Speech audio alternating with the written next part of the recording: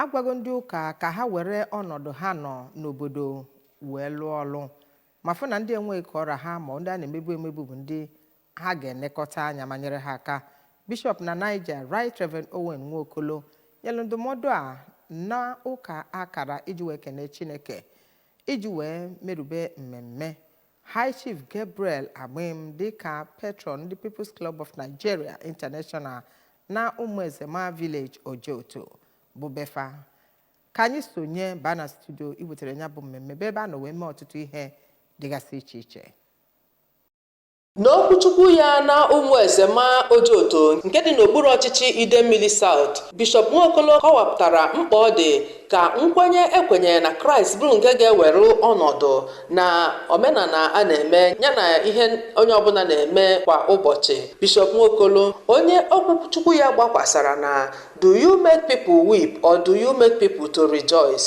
kọwara na ya bụ mmemme bụ nke dabara na mbọsị a na-eme emume Holy Innocent nke eji echeta ụmụazị niile dị afọ abụọ wee gbadaba nke eze Herod gburu n'akwụkwọ nsọ maka na ọ chọrọ ijigide nnọọ ọchịchị wee gwa ndị mmadụ ka ha were ọnọdụ ha nọ dị iche iche wee na-enyere ndị mmadụ aka, kwụsị ịkpaso ndị mmadụ ajọ omume na ime ka ndị mmadụ na-ebe akwa.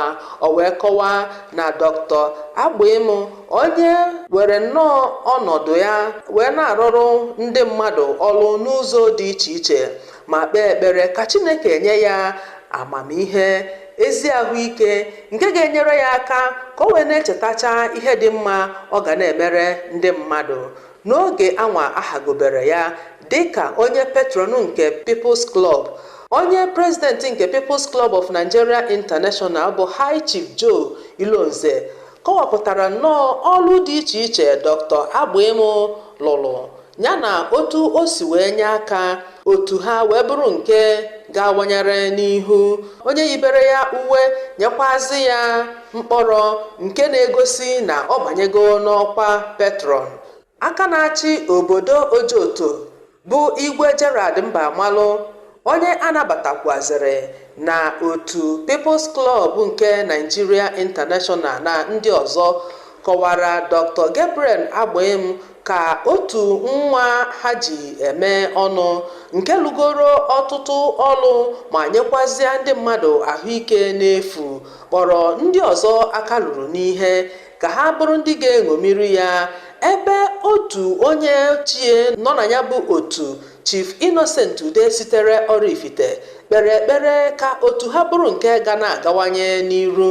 Mgbe ọ na-agwa ndị nta akụkọ okwu, Dr. Agbim kwupụtara nnọọ afọ ojuju o nwere wee bụrụ ukpe ekene bugara ndị People's Club nke Nigeria International etu ha si wee fụta ya na o zuru oke ịbụ patron nke nyabụ klọb ma kwe nkwa na ọ ga-eji ihe niile o nwere wee na-akwalite ndụ ndị mmadụ n'oge anwa. Nyabụ mmemme bụ ihe dọtara nnọọ ndị eji okwu ha agba izu, ebe a gụpụtakwaziri maka ndụ Chief Agbim, gụpụtakwazịa otu nyabụ People's Club nke Nigeria International si wee bido yana iwu ha agbakwaziri egwu, ebe ya bụ egwu ochie eji wee mara ndị People's Club nke Oliver Dika nagoro mmụọ kpokọtara bụ nke etinyere wee na-akpanite obi ndị mmadụ na ndị bịara ya bụ mmemme.